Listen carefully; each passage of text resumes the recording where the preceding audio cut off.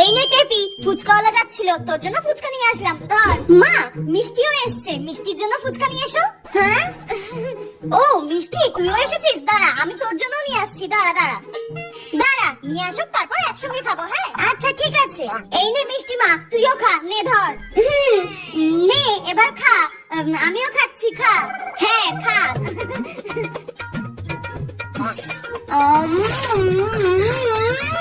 ইস, আমি কি আর বাড়ির মতো করে খেতে পারবো নাকি? আমাকে আস্তে আস্তে লজ্জা পেয়ে খেতে হবে, এটা আমার বাড়ি না। কন্ট্রোল।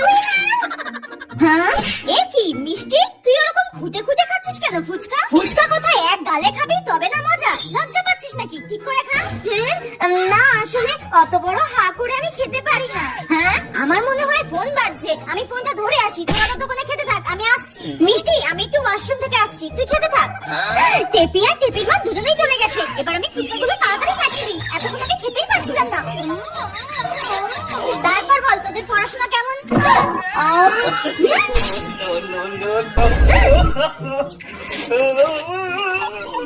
no.